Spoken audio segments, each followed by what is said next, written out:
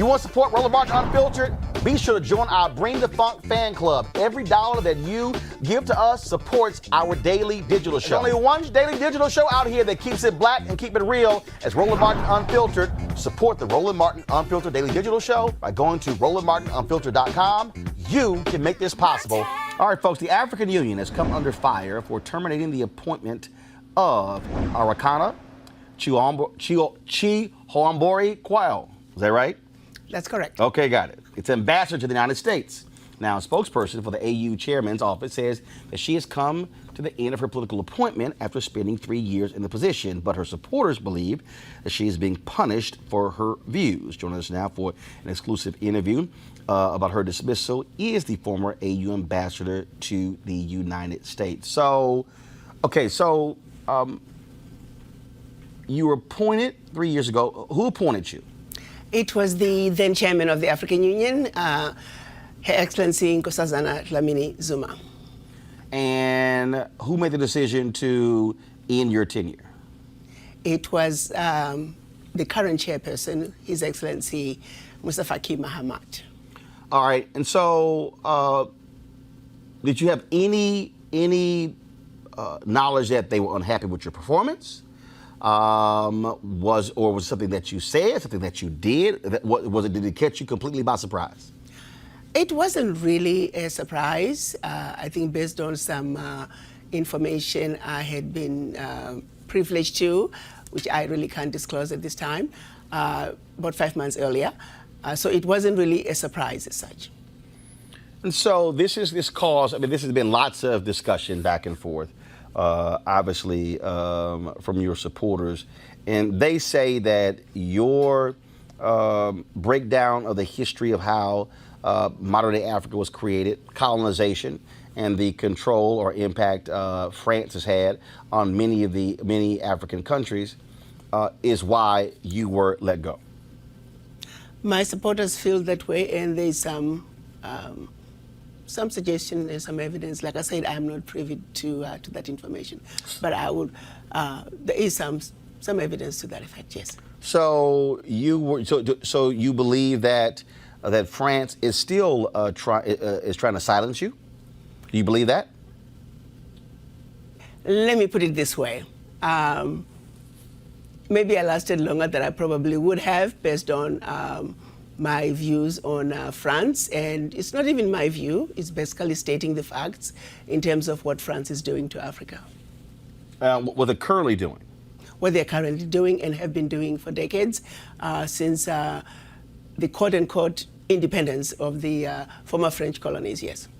So what is happening? Because look, the reality is a lot of Americans are not necessarily hearing about what's happening in African nations.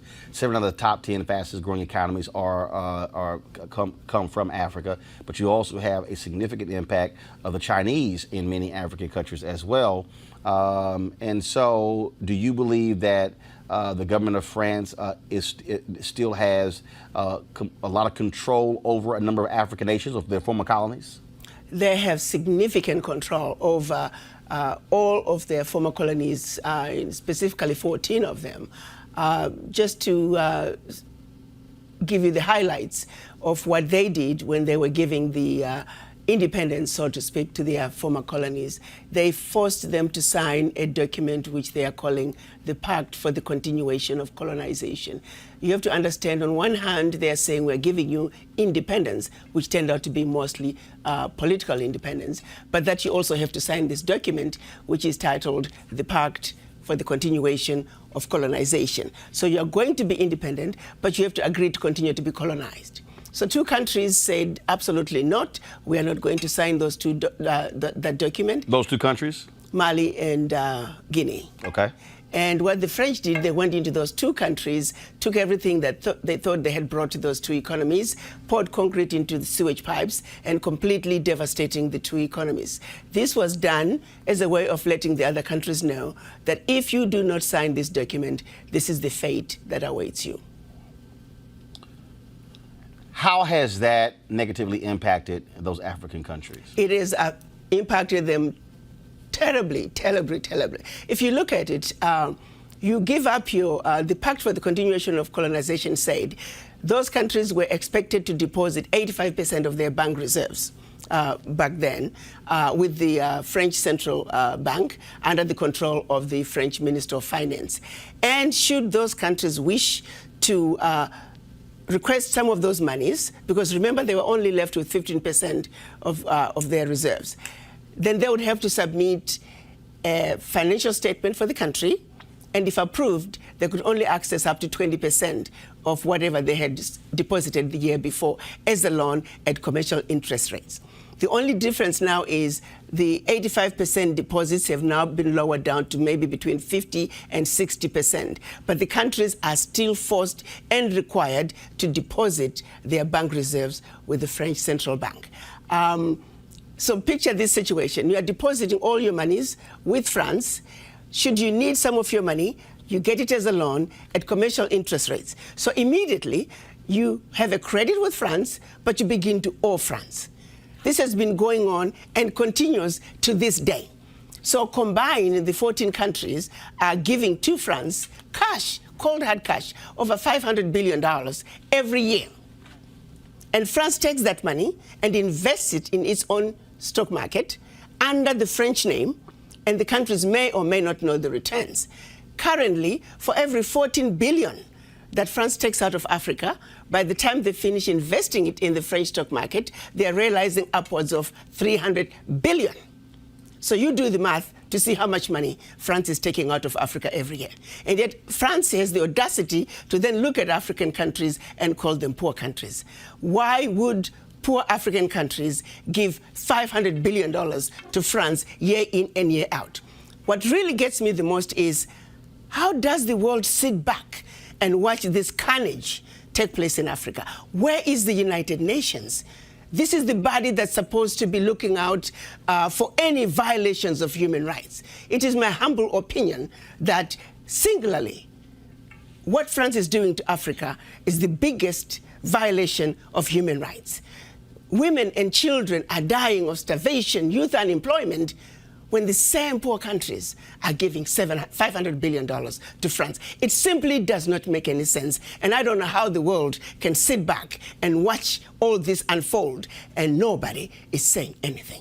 It's unacceptable. It is wrong, and we're simply asking France to do what is right, what is just, and what is fair with the Africans. I attended the event that took place at the embassy here, and we actually ran your speech. Where you gave the history of what took place and how modern-day Africa was carved up. For the folks who don't know, explain the Berlin Conference. The Berlin Conference was our colonizers' way of seeing to it that Africa and her children are forever defeated and dominated. They came together in Berlin at the invitation of the then Chancellor of Germany, Bismarck, to divide up Africa. 1891? What was November 1884 to February of 1885. Got it. They met and chopped up Africa into the tiny little economies that we see today. Economies that clearly cannot survive on their own. Economies that are easy to destabilize should they begin to look like they are having a leg up. Economies that will make it very difficult for these countries to trade with each other. You see, economic development is increased productivity from one production cycle to the other. If you interfere with the ability of countries to trade, you immediately mess with economic development.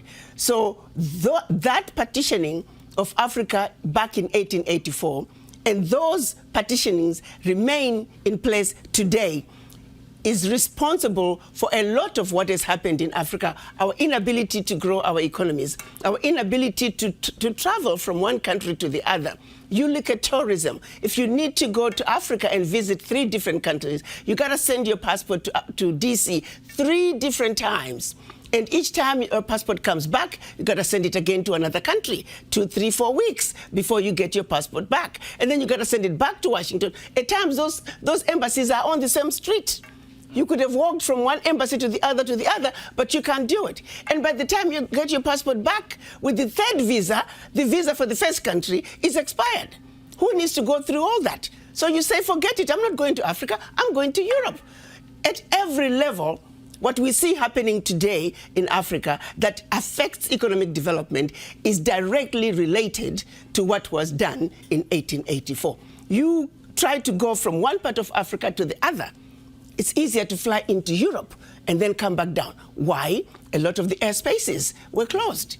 All of it, thanks to the Berlin Conference. So people don't realize that that decision has everlasting implications on what goes on in Africa, and at the end of the day, it crystallizes down to our failure to grow our economies because it is very expensive to do business from one country to the other. So I'm going to Ghana in December.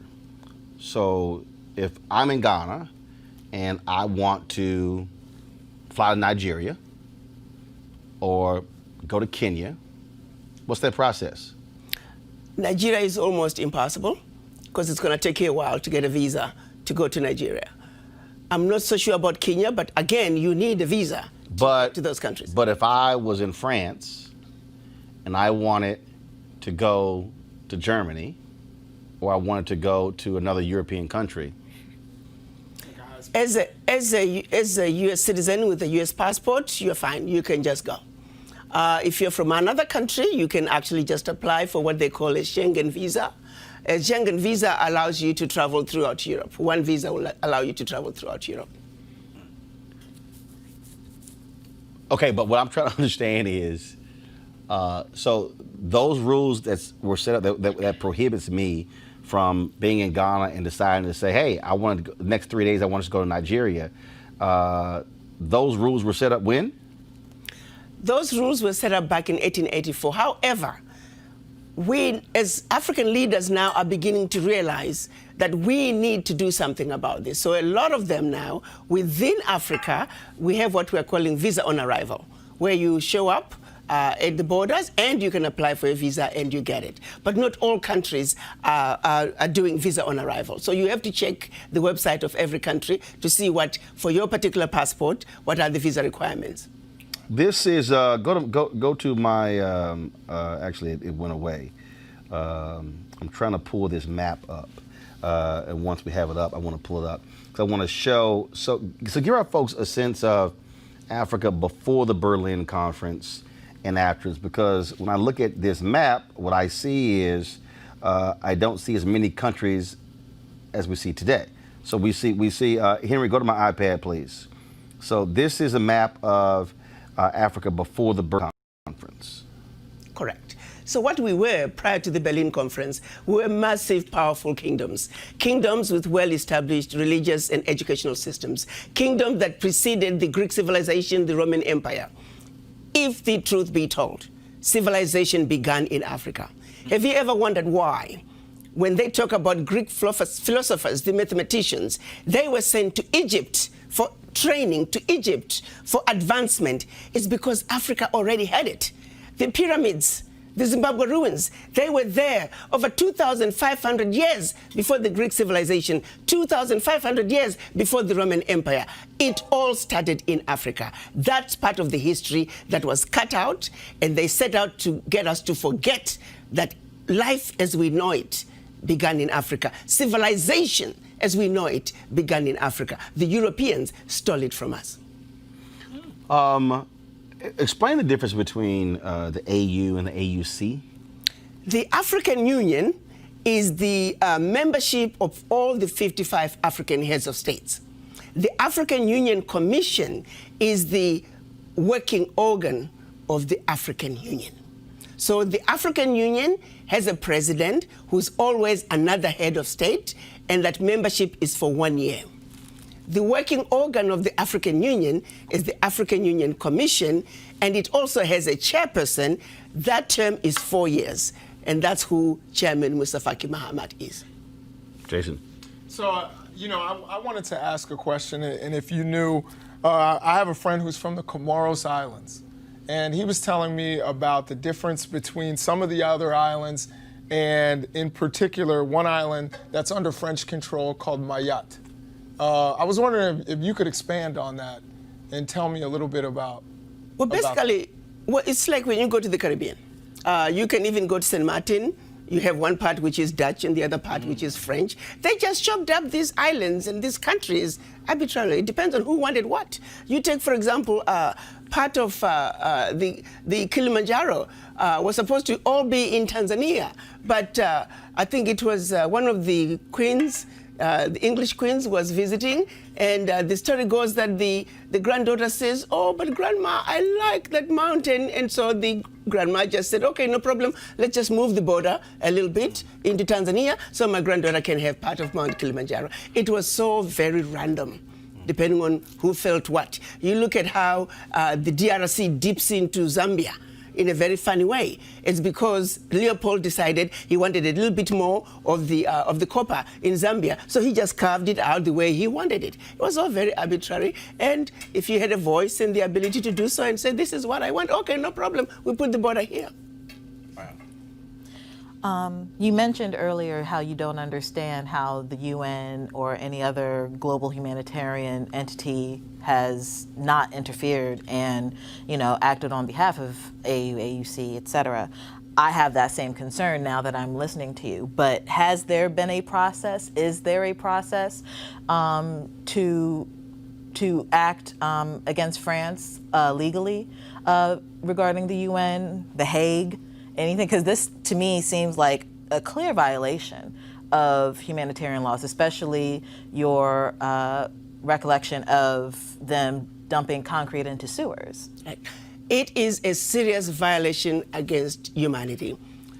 Well, let me say, over the years, we have had some heads of states who have tried to pull out of the pact for the continuation of colonization. Sadly, there were coups in those countries, and they found their heads, simply put, on the chopping block. They were assassinated.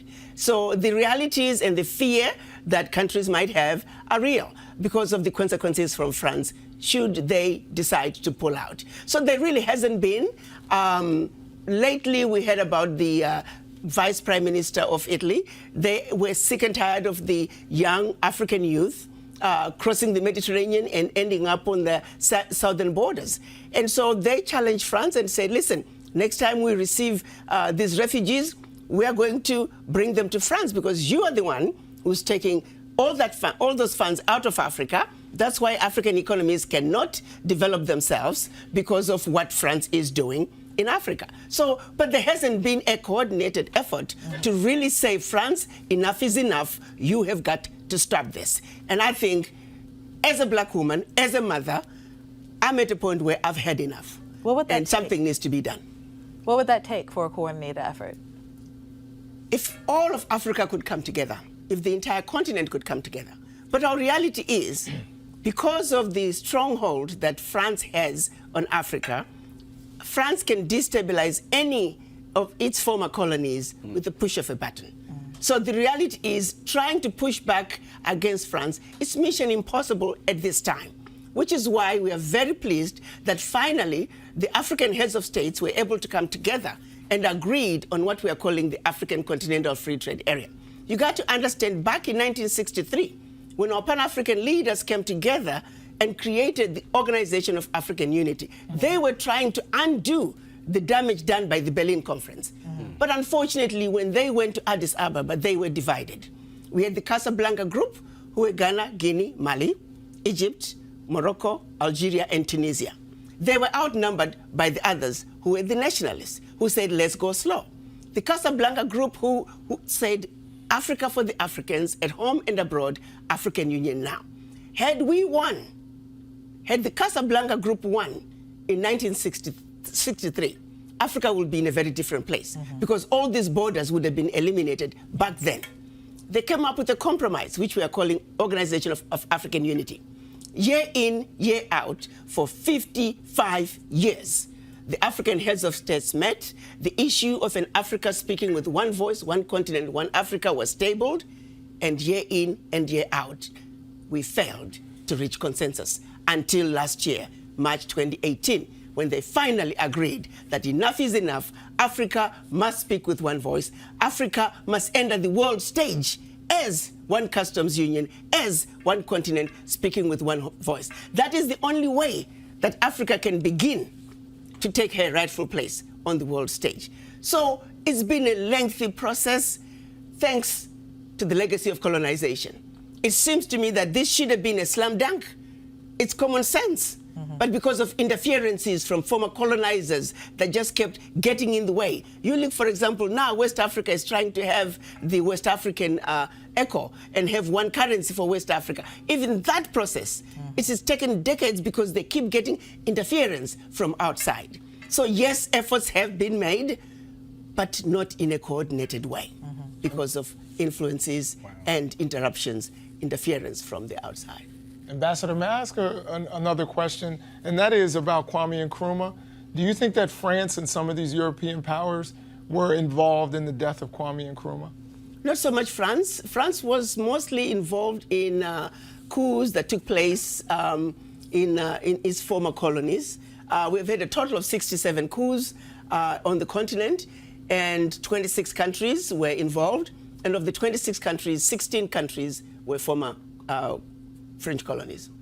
Hey, I just wanted to just mention very quickly, this is it's overwhelming. Yes, it is. And thank you for your bravery and even speaking out. Yes. But one of the things that I was sitting here and I was actually going to the comments, and I guess I don't have a question that's so much as a statement. The education that you're giving us, I've never really considered the Berlin Conference.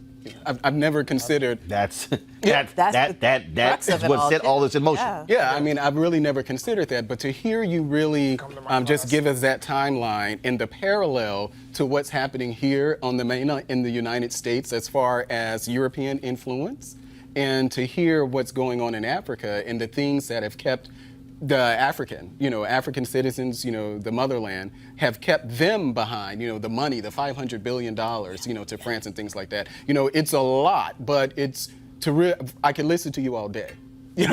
I should say that. But the parallel that I'm really if we read these things in history books and we talk a lot in politics about, and a lot of people don't want to hear it because they say, well, that was a long time ago. Well, look at the result of what's happening now. So what do you want what can African Americans do to help?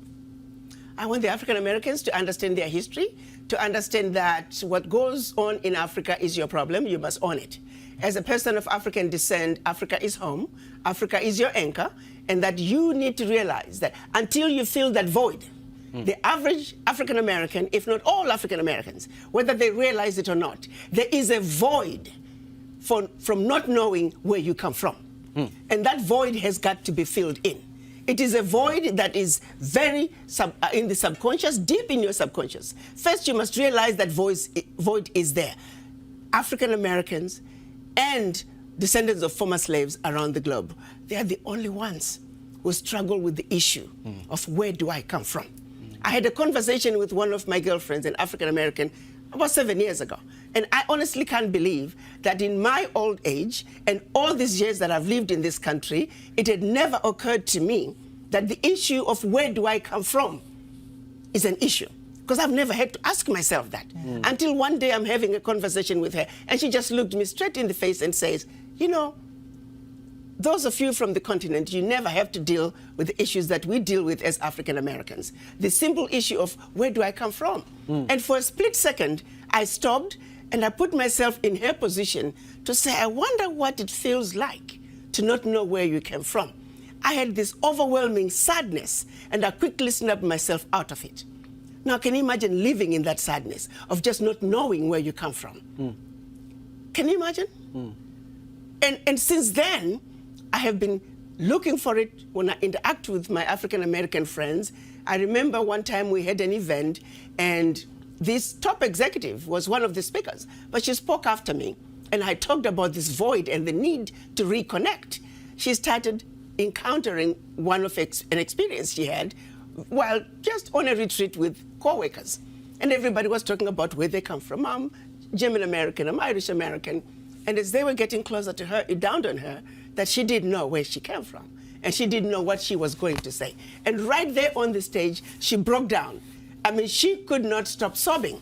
I had to go on the stage to hug her because she said, I didn't come here to break down. She never realized that there was this void that was so painful. But because of the environment we were in, she was able to go there. And once she got there, her feelings, she was able to express her feelings. So I want the African Americans to know that Africa is home, that what is going on in Africa is your problems and you must get involved. Until you reconnect with your anchor, which is Africa, you'll always be like a palm tree. When the wind blows this way, here we go. When the wind blows that way, here we go. Africa is home. Accept it. It is who you are. Your DNA is the DNA of an African. Your DNA is the DNA of originality. You are the origin of humanity, and Africa is home. Reconnect. The African heads of states, they agreed on a decision this year which they called ARA 400. ARA standing for return, 400 standing for the 400 years. They declared once and for all that descendants of former slaves, Africa is their home and that you must come home. Understand that you are welcome, and don't let anyone make you believe that your suffering was worse than those who stayed on the continent. Do you believe seriously that where they took your forefathers, they left a bed of roses? They left a land of milk and honey? The answer is no. Look at what Leopold did in the Congo. Over 75% of the population was killed. Look at what the British did to the Kikuyu. Look at what the Germans did in Namibia. The carnage continued. And to this day, actually, the carnage in Africa continues. The colonizers have never left Africa. They must get out of Africa.